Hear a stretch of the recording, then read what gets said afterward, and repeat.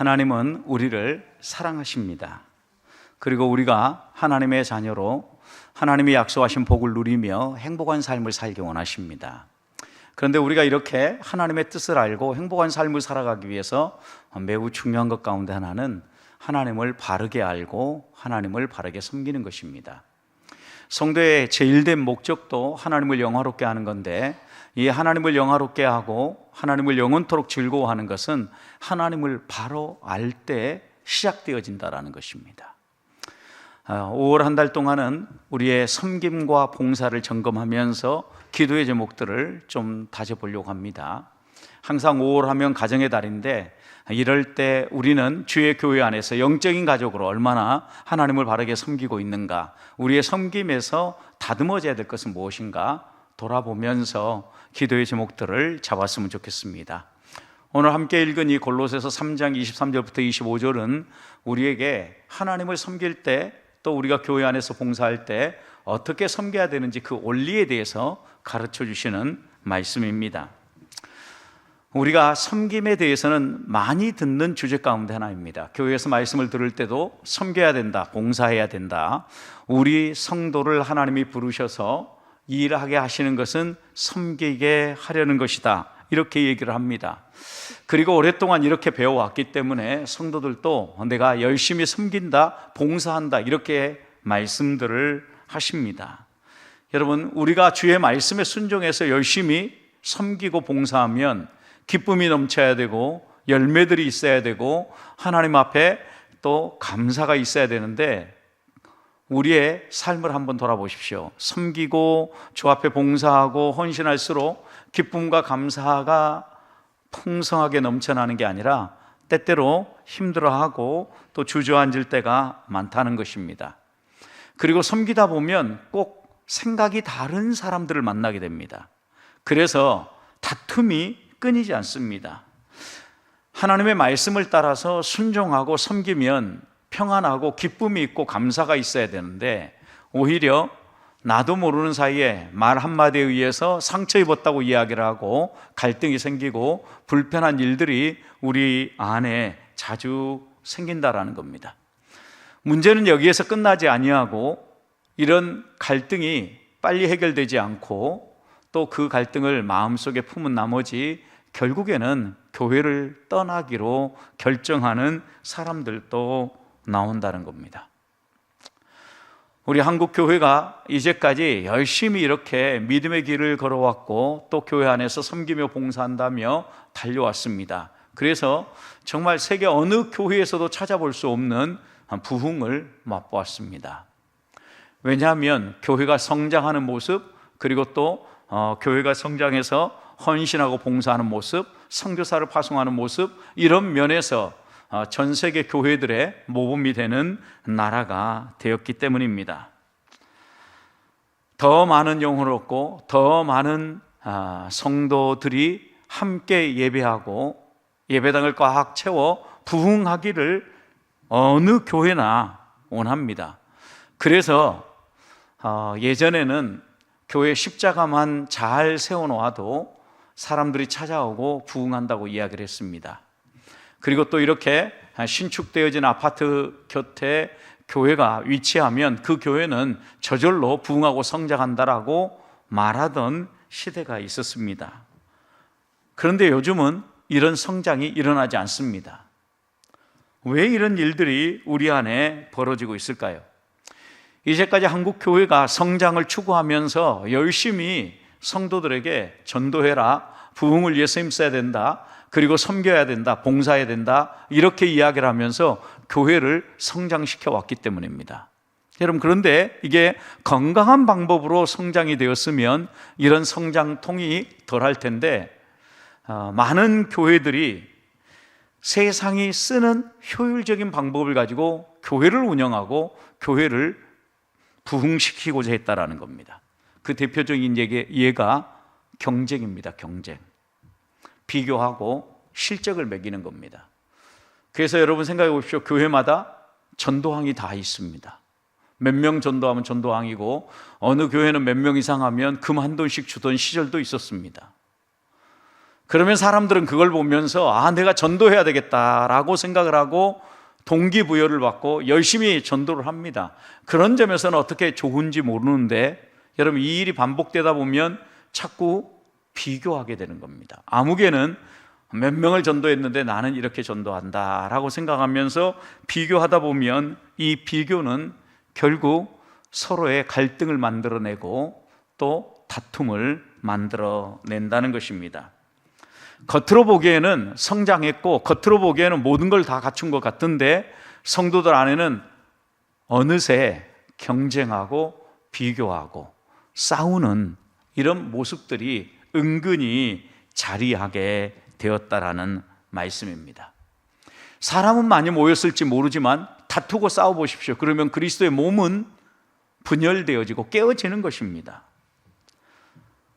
우리가 열심히 여기까지 섬겨왔고 또 오늘까지 왔는데 여러분, 우리는 잘 못 섬겨서 문제가 아닙니다. 열심히 섬깁니다. 많이 섬깁니다.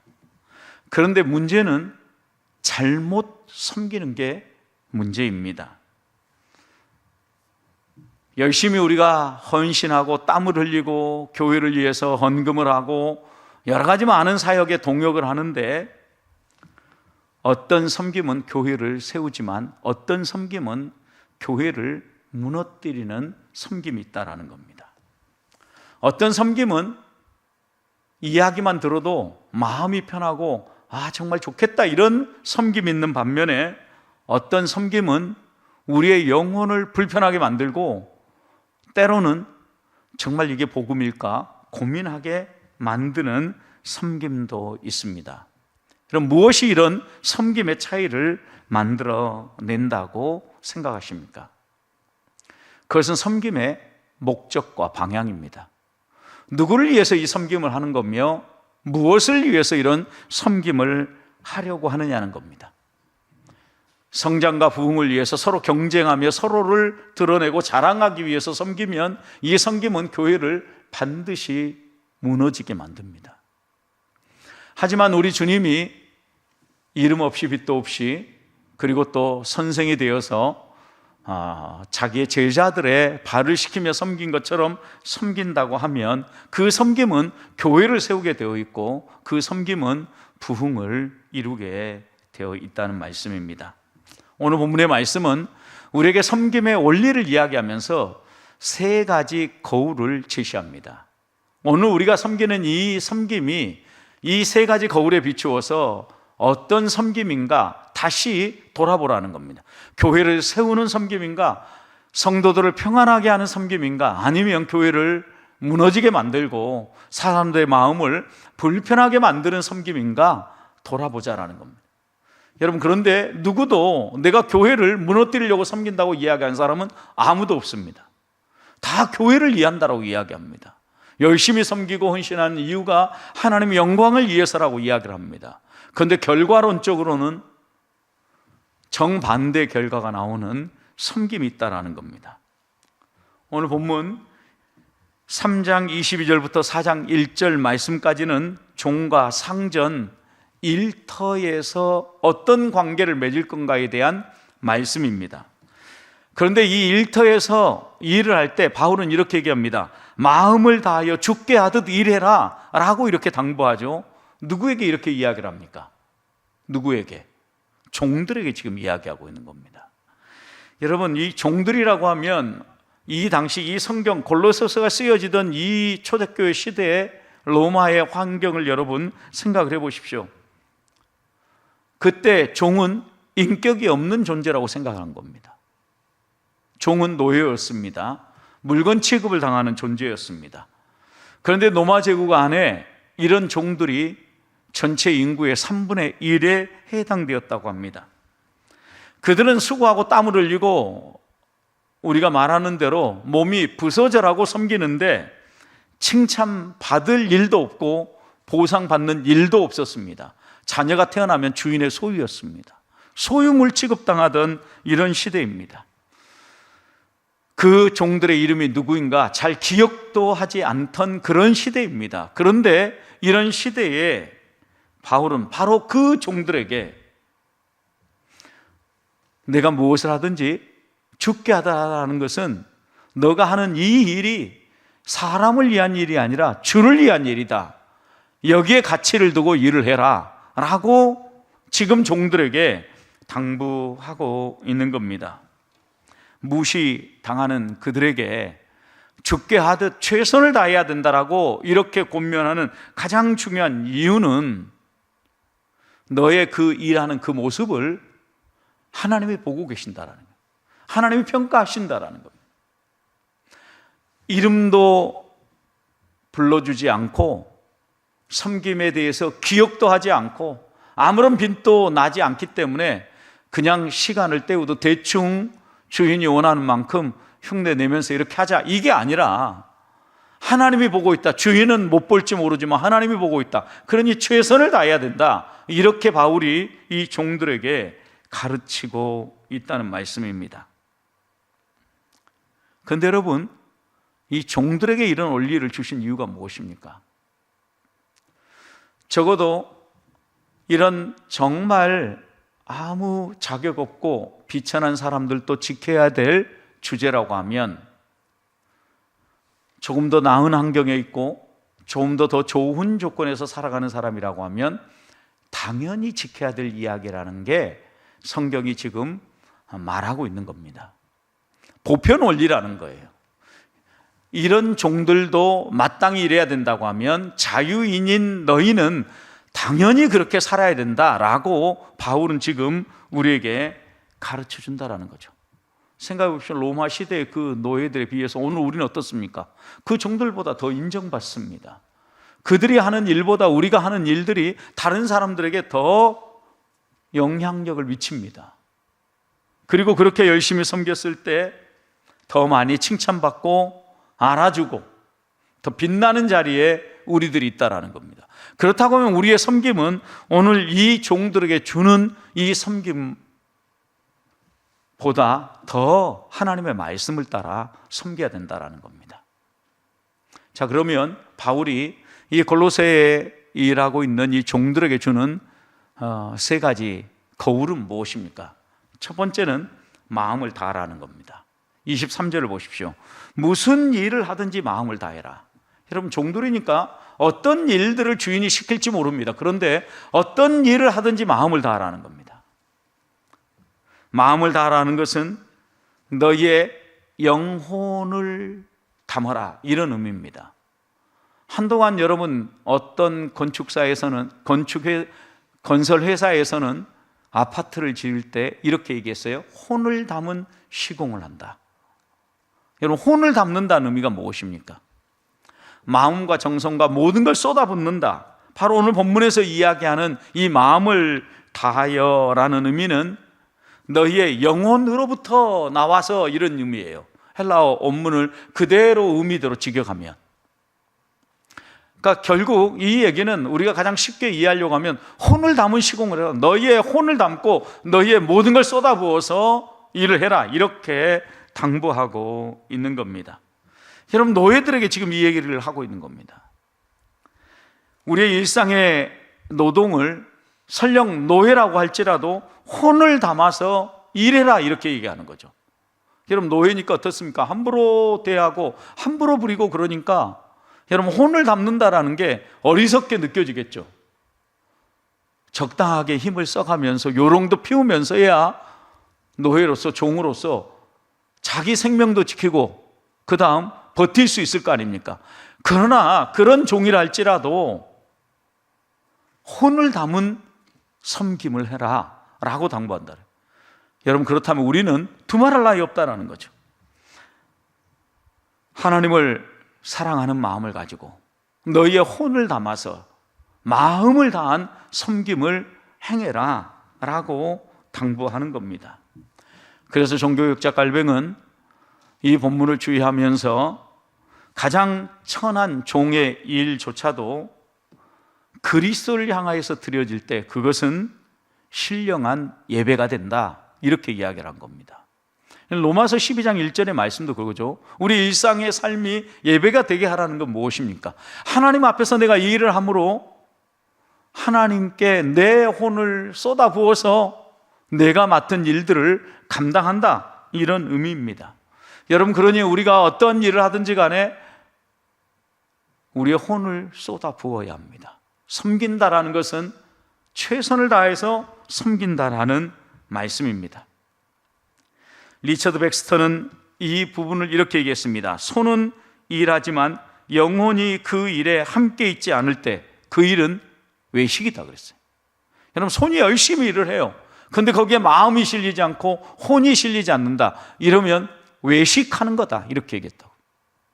또 손은 분주하지만 마음이 다른 곳에 있다고 하면 그것은 사람을 속이는 것이고 결국은 자기 자신을 속이는 일이다, 이렇게 이야기를 했습니다. 손이 막 분주히 움직이는데 내 마음이 딴 곳에 가 있어요.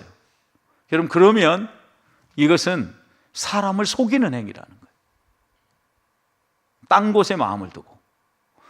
이런 말씀들을 우리가 하나하나 묵상하면 묵상할수록 섬김이 어떠해야 되는가에 대해서 분명히 이야기하는 겁니다.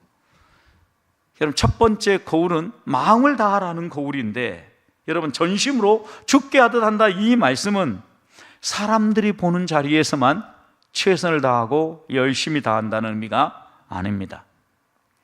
이 일은 사람들이 인정할 만한 일이야 라고 생각하니까 그 일에만 열심히 한다는 의미도 아닙니다. 보이지 않는 곳에서도, 사람들이 인정하지 않는 자리에서도, 종처럼 이름조차 기억되지 않는 자리를 알지라도 마음을 쏟아부어서 혼을 다해서 섬기라는 당부입니다. 주께 드리는 일이라면 두말할 나위 없겠죠. 하나님 앞에 섬기고 봉사하는 일, 더욱 우리의 혼을 담아야 합니다. 오늘 우리의 섬김을 이 첫 번째 거울 앞에 한번 비추어 보십시다. 하나님 앞에서 혼을 다해서 섬겨야 될 것 가운데 혹시 적게 한 건 없는지, 게으른 건 없는지, 불평하며 한 건 없는지 하나님 앞에 회개하고, 또 내 영혼 가장 중심이 하나님이 말씀하시는 일에 쏟아부어지고 마음을 다하는 섬김을 하는 우리 보배의 성도들이 되시기를 주님의 이름으로 축복합니다. 두 번째 거울은 죽게 하듯 하라고 했습니다. 죽게 하듯. 우리가 살펴야 될 것, 죽게 하듯 하고 사람에게 하듯 하지 말라는 겁니다. 여러분, 이 사람에게 한다라는 이게 다툼의 원인입니다. 한국 교회 지금 성장 제일주의가 낳은 가장 큰 아픔입니다. 제가 여러분들하고 함께 처음 개척을 하고 전도를 할 때 몇몇 사람들은 전도 그래프 붙이자고 얘기했고, 목장은 몇 명 데려오면 목장에다가 스티커를 붙여주자고 얘기도 하고 여러 가지 말씀들을 했습니다. 아마 이런 방법을 동원했으면 우리 교회도 더 빠르게 성장했을지는 모릅니다. 여러분, 그러나 이런 성장 뒤에는 반드시 다툼과 아픔이 다가온다는 거예요. 왜요? 사람에게 하는 일이기 때문에. 왜 그래프를 그립니까? 하나님이 몰라서요? 사람들을 지금 비교하고 경쟁시키는 겁니다. A 목장은 10명 작정했으니까 B 목장은 15명 작정해라. 성경 읽기도 역시 마찬가지입니다. 릴레이 성경 읽기를 하면 A 목장은 20장 읽었다. 그럼 B 목장은 그걸 보면서 또 분발해야 된다라고 얘기하면서 22장 읽습니다. 또 어떤 목장은 그것 보면서 비교해서 25장을 읽습니다. 여러분, 그런데 왜 22장을 읽고 25장 더 읽으려고 합니까? 사람에게 보이려고. 이렇게 비교하면 다툼이 생기고, 다툼이 생기면 마음이 편하지 않습니다. 여러분, 싸워보십시오. 싸운데 여러분 두 다리 쭉 뻗고 잠이 오십니까? 잠이 안 와요. 이 밤이 쩍쩍 마르고 마음이 불편해져요. 여러분, 그러니까 보세요. 경쟁시키면 반드시 비교가 나오고, 비교는 갈등과 다툼을 만들어내고, 갈등과 다툼은 평안을 깨트려 버립니다. 복음의 적입니다. 그럼에도 불구하고 수많은 사람들이 이런 방식으로 섬김을 하고 교회를 부흥시키고 또 그렇게 부흥된 교회를 하나님의 은혜로 부흥됐다고 얘기합니다. 하나님을 멸시하는 행위입니다. 조심해야 합니다. 우리는 이런 하나님을 믿지 않습니다. 하나님은 우리에게 이렇게 섬기라고 이야기를 하지 않습니다. 교회 안에서 열심히 모두가 섬기고 서로 하나님 앞에서 내가 더 열심히 섬겨야지 이렇게 마음을 먹는데 왜 상처를 받아야 됩니까? 왜 그것 때문에 평안이 사라지고 왜 그것 때문에 서로 비교하면서 시기 질투를 해야 합니까? 하나님을 의식하지 아니하고 사람을 의식했기 때문입니다. 하나님께 드리려고 한 게 아니라 사람들에게 잘 보이려고 했기 때문입니다. 청교도 신학자 존 오웬은 마음을 다하여 하고 그 다음 죽게 하듯 한다는 이것을 내면의 종교라고 불렀습니다. 그러면서 그 반대편에 있는 것, 여러분 내면의 종교가 아니라 사람에게 보이려고 하는 것, 이것은 가장 미묘한 죄라고 이렇게 묘사했습니다. 왜 미묘한이라는 표현을 썼을까요? 사람들이 죄라고 잘 생각 안 한다라는 거죠. 여러분, 그러니까 아직도 수많은 교회들이 경쟁시킵니다. 그리고 그런 방식으로라도 부흥시키려고 합니다. 얼마 전에 전도항을 저 강동에 있는 큰 대형교회 M교회입니다. M교회에서 한 해에 1000명씩 전도하면서 전도항을 5번 했다라고 이야기를 합니다. 근데 이분이 하나님의 부르심을 받고 목사가 됐습니다. 그리고 이번에 저희 노회 시찰에 가입을 했습니다. 제 시찰에서 일을 하고 있으니까 그 교회를 방문했습니다. 가자마자 확인한 게 뭐였느냐, 어떻게 이 교회가 전도를 하고 부흥을 하는가, 그걸 봤는데 역시 아니나 다를까 교회에 들어가는 입구에 크게 들어가자마자 예배당 뒷면에 그래프가 크게 붙어 있습니다. 여러분, 왜 전도항이 필요합니까? 하나님의 한 영혼을 귀히 여긴다고 하면 굳이 시상하지 않아도 하나님 나라에서 받을 상이지 않습니까? 어떻게 보면 그렇게 성장하는 교회가 하나님의 칭찬을 받을 수 있습니다. 그리고 또 제가 생각하는 것과 다른 본심을 가지고 이 귀한 사역을 감당할 수도 있습니다. 그러나 이런 그래프로 말미암아 누군가가 마음의 상처를 입고 비교하고 시기 질투하는 마음이 생긴다고 하면 죽게 하듯 하는 게 아니라 사람에게 하듯 함으로 전혀 의도는 그렇게 하지 않았지만 오웬이 지적한 것처럼 미묘한 죄를 짓게 만들고 있는 것이라는 말씀입니다. 그러니 여러분 자취에서라도 제발 경쟁시키지 마십시오. 저는 처음 여러분과 개척할 때부터 저는 여러분과 목회하는 동안 경쟁 결코 시키지 않겠습니다 라고 반복해서 여러 번 얘기했습니다. 설령 제가 어느 날 갑자기 헷가닥 해가지고 경쟁을 시키면 얘기하십시오. 목사님, 죽는 일입니다. 미묘한 죄 짓게 만드는 겁니다. 여러분들이 말씀하셔야 됩니다. 그래야 교회가 건강하게 서고 그 교회가 하나님이 원하는 바른 섬김을 하는 교회가 될 수 있기 때문입니다. 보는 사람이 없어도 죽게 하듯 하나님을 바라보면서 섬기는 것, 이것이 성경이 가르치는 바른 섬김입니다. 칭찬받을 가능성이 없어도 하나님 앞에 내가 드린다라는 마음으로 죽게 하듯 섬기는 게 진짜 섬김입니다. 인정받지 못해도 누가 알아주지 않아도 그냥 묵묵히 그 길을 걸어가는 것, 그것이 죽게 하듯 하는 것입니다. 우리 주님을 보십시오. 인자가 온 것은 섬김을 받으려 하고 섬김을 받으려 하려는이 아니고 도리어 섬기려 한다 그랬어요. 여러분, 그런데 보세요. 우리 주님이 섬김으로 말미암아 칭찬을 받았습니까? 다른 사람들에게 막 격려를 받고 잘한다 하고 상을 받았습니까? 예수님은 자신의 삶을 내어주며 목숨까지 내어주는 섬김을 했는데 비난받았습니다. 그리고 다른 사람들에게 조롱받았습니다. 채찍질 당했습니다. 자신이 목숨 걸고 사랑한 사람들에게요. 주님이 이 땅에 오신 이유는 종의 모습을 가지고 자기 목숨까지 내어주면서 섬기기 위해 오셨습니다. 인정받기 위해서 섬긴 게 아닙니다. 박수받기 위해서 섬긴 게 아닙니다. 침뱉음을 당하시고 채찍에 맞으시고 결국은 가시관을 쓰시고 십자가에 매 달리셨습니다. 이 세상에 어떤 인정도 받지 못했다는 겁니다. 그러나 우리 주님은 행복하셨습니다. 하나님 아버지만은 아시기 때문입니다. 이 길이 무엇을 위한 길인지 아셨기 때문에 우리 주님은 우리에게 바울을 통하여 너희도 주님이 그렇게 걸었던 것처럼 죽게 하듯 해라.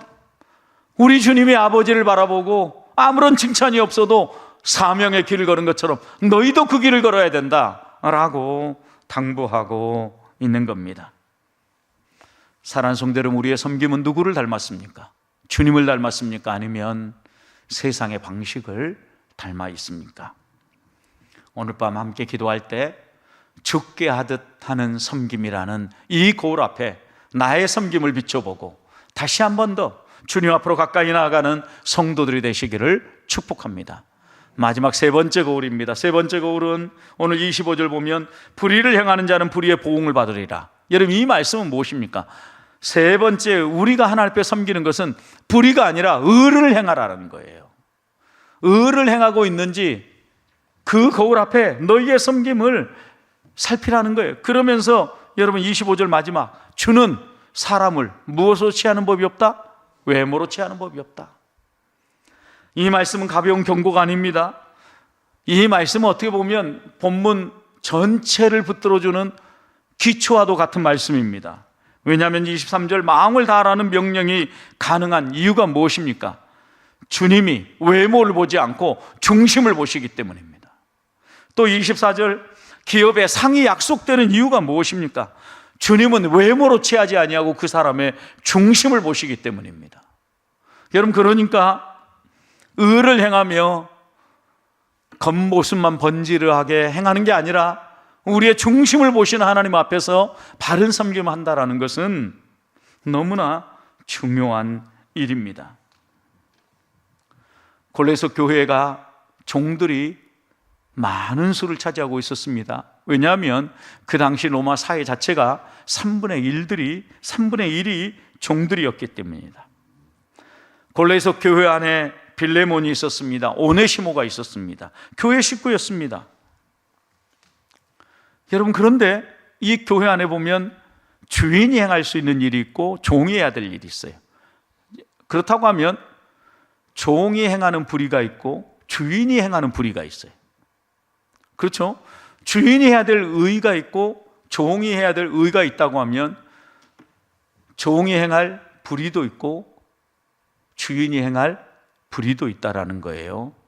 자, 그러면 어떤 것이 불의의 보응을 받고 불의로 행하는 것입니까? 여러분, 종이라고 하면 게으름을 피우거나 속이는 것, 그리고 주인 몰래 손해를 입히는 것, 도둑질하는 것, 주인 모르게 행하는 작은 불성실, 부정, 이런 것들이 다 종으로서 불의를 행하는 겁니다.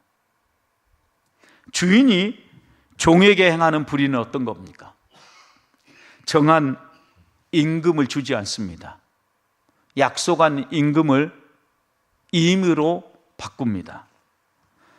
정당한 몫을 박탈하는 겁니다.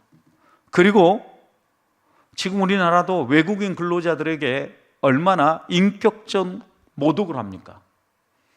말을 잘 못한다고, 소통이 잘 안 된다고. 이러면 이것은 주인이 종에게 행하는 불의입니다. 이런 불의를 행하지 말라는 거예요. 뭐라고 얘기합니까? 불의의 보응을 받으리라. 너가 행한 대로 그 보응을 받으리라. 분명하게 말씀합니다. 여러분, 여기에서 주님은 외모로 취하는 법이 없다라는 것은 이런 이미지를 형상한 말씀이라고 합니다. 원래 재판관이 재판을 할 때 법의 기준을 따라서 바른 판례를 따라서 바른 판결을 해야 되지 않습니까? 여러분, 그런데 외모로 취한다라는 것은 재판관이 그 당시에 종들이 잘못하고 불의를 행하면 형벌을 세게 때리고, 실력 있고 돈 있고 힘 있는 사람들이 불의를 행하면 살짝 벌을 주거나 별을 면제해 주는 이런 일들을 했다라는 거예요. 이게 뭐냐면 외모로 취하는 거예요. 그 사람의 외적 조건, 그 사람이 돈이 있느냐, 얼마나 사회의 명망을 가지고 있느냐. 오늘 우리 사회도 이런 이야기가 비일비재합니다. 돈이 있으면 무죄를 만들어낼 수 있고, 돈이 없으면 없는 죄도 덮어쓴다, 이렇게 얘기합니다. 여러분, 이건 완전히 불의한 사회입니다.